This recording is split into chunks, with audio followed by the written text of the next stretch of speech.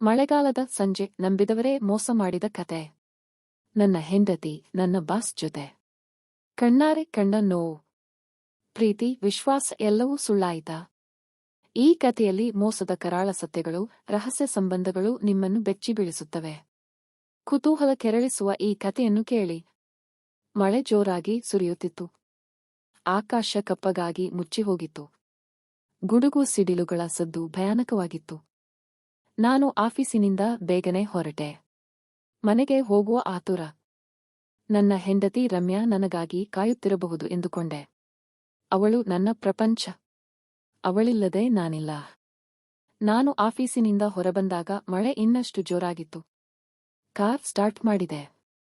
Wiper ಹಾಕಿದರೂ ಏನೂ ಕಾಣಿಸುತ್ತಿರಲಿಲ್ಲ. ನಿಧಾನವಾಗಿ ಕಾರ್ ಚಲಾಯಿಸುತ್ತಿದ್ದೆ. ಅರ್ಧ ಗಂಟೆಯ ನಂತರ ನಾನು ಮನೆಗೆ ತಲುಪಿದೆ. ಕಾರ್ ನಿಲ್ಲಿಸಿ ಒಳಗೆ ಹೋಗುವಾಗ ನನ್ನ ಕಣ್ಣಿಗೆ ಒಂದು ದೃಶ್ಯ ಬಿತ್ತು. ನನ್ನ ಹೆಂಡತಿ ರಮ್ಯಾ ನನ್ನ ಬಾಸ್ ಜೊತೆ ಕಾರ್ ಹತ್ತುತ್ತಿದ್ದಳು. ನನ್ನ ಕಣ್ಣುಗಳನ್ನು ನಂಬಲು ಸಾಧ್ಯವಾಗಲಿಲ್ಲ. ನನ್ನ ಹೃದಯ ಒಡೆದಂತೆ ಆಯಿತು. ನನ್ನ ಪ್ರಪಂಚವೇ ತಲೆಕೆಳಗಾದಂತೆ ಭಾಸವಾಯಿತು. ನಾನು ಅಲ್ಲೇ ನಿಂತು ನೋಡುತ್ತಿದ್ದೆ. ಅವರು ಕಾರ್ ಹತ್ತಿ ಹೊರಟು ಹೋದರು. ನಾನು ಕಲ್ಲಿನಂತೆ ಅಲ್ಲೇ ನಿಂತು ಬಿಟ್ಟೆ. ಏನು ಮಾಡಬೇಕೆಂದು ತೋಚಲಿಲ್ಲ. ತಲೆ ಸುತ್ತು ಬಂದ ಹಾಗಾಯಿತು. ಕುಸಿದು ಬೀಳುವಂತೆ ಅನಿಸಿತು. ನಾನು ಮನೆಗೆ ಹೋದೆ. ಬಾಗಿಲು ಹಾಕಿಕೊಂಡು ಕುಳಿತೆ. ರಮ್ಯಾಳಿಗಾಗಿ ಕಾಯುತ್ತಿದ್ದೆ. ಅವಳು ಯಾವಾಗ ಬರುತ್ತಾಳೋ ಏನೋ. ನನ್ನ ಮನಸ್ಸಿನಲ್ಲಿ ನಾನಾ ರೀತಿಯ ಆಲೋಚನೆಗಳು ಓಡಾಡುತ್ತಿದ್ದವು.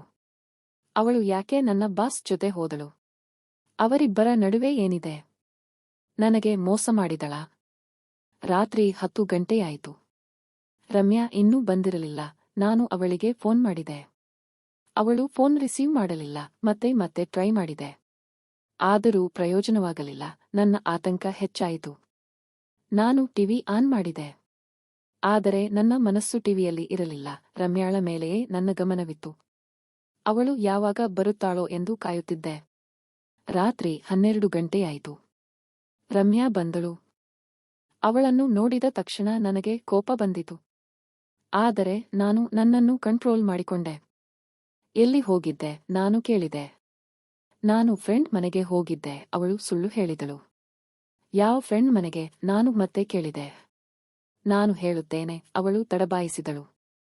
ನನಗೆ ಕೋಪ ನೆತ್ತಿಗೇರಿತು. ನನಗೆ ಎಲ್ಲ ಗೊತ್ತಿದೆ. ನೀನು ನನ್ನ ಬಾಸ್ ಜೊತೆ ಹೋಗಿದ್ದೆ. ನಾನು ಗರ್ಜಿಸಿದೆ. ಅವಳು ಬೆಚ್ಚಿಬಿದ್ದಳು. ಅವಳ ಮುಖ ಬಿಳುಚಿಕೊಂಡಿತು. ಹೌದು, ನಾನು ಅವರ ಜೊತೆ ಹೋಗಿದ್ದೆ. ಅದರಲ್ಲಿ ತಪ್ಪೇನಿದೆ? ಅವಳು ಕೇಳಿದಳು. ತಪ್ಪೇನಿಲ್ಲವೇ? ನೀನು ನನ್ನ ಹೆಂಡತಿ.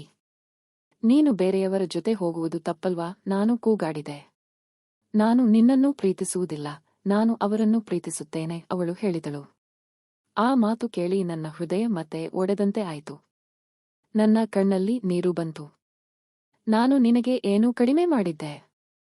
ಯಾಕೆ ನನಗೆ ಮೋಸ ಮಾಡಿದೆ? ನಾನು ಕೇಳಿದೆ. ನಾನು ನಿನಗೆ ಹೇಳಲು ಸಾಧ್ಯವಿಲ್ಲ, ಅವಳು ಹೇಳಿದಳು. ನನಗೆ ಅವಳನ್ನು ಕೊಲ್ಲುವಷ್ಟು ಕೋಪ ಬಂದಿತು. ಆದರೆ ನಾನು ನನ್ನನ್ನು ಕಂಟ್ರೋಲ್ ಮಾಡಿಕೊಂಡೆ. ನೀನು ಇಲ್ಲಿಂದ ಹೋಗು. ನಾನು ನಿನ್ನನ್ನು ನೋಡಲು ಬಯಸುವುದಿಲ್ಲ, ನಾನು ಹೇಳಿದೆ. ಅವಳು ನನ್ನನ್ನು ಬಿಟ್ಟು ಹೊರಟು ಹೋದಳು. ನಾನು ಒಂಟಿಯಾಗಿ ಕುಳಿತೆ. ನನ್ನ ಜೀವನವೇ ಮುಗಿದಂತೆ ಅನಿಸಿತು. ಮಾರನೆಯ ದಿನ ನಾನು ಆಫೀಸಿಗೆ ಹೋದೆ. ನನ್ನ ಬಾಸ್ ನನ್ನನ್ನು ನೋಡಿದಾಗ ನಕ್ಕರು. ನನಗೆ ಅವರ ಮುಖ ನೋಡಲು ಸಾಧ್ಯವಾಗಲಿಲ್ಲ. ನಾನು ರಿಸೈನ್ ಮಾಡಿ ಹೊರಟೆ. ನಾನು ಊರು ಬಿಟ್ಟು ಹೋಗಲು ನಿರ್ಧರಿಸಿದೆ.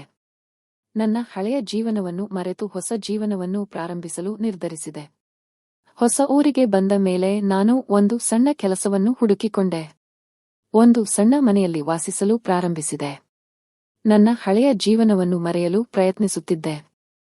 ಆದರೆ ಅದು ಸಾಧ್ಯವಾಗುತ್ತಿರಲಿಲ್ಲ. ರಮ್ಯಾಳ ನೆನಪುಗಳು ನನ್ನನ್ನು ಕಾಡುತ್ತಿದ್ದವು. ಒಂದು ದಿನ ನಾನು ಪಾರ್ಕಿನಲ್ಲಿ ಕುಳಿತಿದ್ದೆ. ಒಬ್ಬ ಹುಡುಗಿ ನನ್ನ ಬಳಿ ಬಂದಳು. ಅವಳು ತುಂಬಾ ಸುಂದರವಾಗಿದ್ದಳು. ಅವಳ ಹೆಸರು ಸೀತಾ. ನಾವು ಮಾತನಾಡಲು ಪ್ರಾರಂಭಿಸಿದೆವು.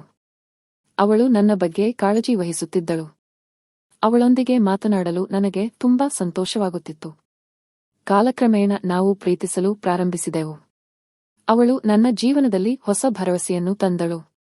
ನಾನು ರಮ್ಯಾಳನ್ನು ಮರೆಯಲು ಪ್ರಾರಂಭಿಸಿದೆ. ಒಂದು ದಿನ ಸೀತಾ ನನಗೆ ಮದುವೆಯ ಪ್ರಸ್ತಾಪವನ್ನು ಇಟ್ಟಳು. ನಾನು ಒಪ್ಪಿಕೊಂಡೆ. ನಾವು ಮದುವೆಯಾದೆವು. ನನ್ನ ಜೀವನ ಮತ್ತೆ ಸಂತೋಷದಿಂದ ತುಂಬಿತ್ತು. ಆದರೆ ನನ್ನ ಹಳೆಯ ಜೀವನ ನನ್ನನ್ನು ಬಿಡಲಿಲ್ಲ. ಒಂದು ದಿನ ರಮ್ಯಾ ನನ್ನನ್ನು ಹುಡುಕಿಕೊಂಡು ಬಂದಳು. ಅವಳನ್ನು ನೋಡಿದ ತಕ್ಷಣ ನನಗೆ ಆಶ್ಚರ್ಯವಾಯಿತು. ನಾನು ನಿನ್ನನ್ನು ಕ್ಷಮಿಸಲು ಬಂದಿದ್ದೇನೆ, ಅವಳು ಹೇಳಿದಳು. ನನಗೆ ನಿನ್ನ ಕ್ಷಮೆ ಬೇಡ. ನೀನು ಇಲ್ಲಿಂದ ಹೋಗು, ನಾನು ಹೇಳಿದೆ. ನಾನು ತಪ್ಪು ಮಾಡಿದೆ. ದಯವಿಟ್ಟು ನನ್ನನ್ನು ಕ್ಷಮಿಸು, ಅವಳು ಬೇಡಿಕೊಂಡಳು. ನನಗೆ ಅವಳ ಮೇಲೆ ಕನಿಕರ ಉಂಟಾಯಿತು. ಆದರೆ ನಾನು ಅವಳನ್ನು ಕ್ಷಮಿಸಲು ಸಾಧ್ಯವಾಗಲಿಲ್ಲ. ನಾನು ಈಗಾಗಲೇ ಮದುವೆಯಾಗಿದ್ದೇನೆ. ನನ್ನ ಹೆಂಡತಿಯನ್ನು ನಾನು ಪ್ರೀತಿಸುತ್ತೇನೆ, ನಾನು ಹೇಳಿದೆ. ಅವಳು ಅಳುತ್ತಾ ಅಲ್ಲಿಂದ ಹೊರಟು ಹೋದಳು. ನಾನು ನನ್ನ ಹೆಂಡತಿಯೊಂದಿಗೆ ಸಂತೋಷದಿಂದ ಜೀವನ ನಡೆಸುತ್ತಿದ್ದೇನೆ. ಕೆಲವು ವರ್ಷಗಳ ನಂತರ ನನಗೆ ಒಂದು ಮಗು ಜನಿಸಿತು.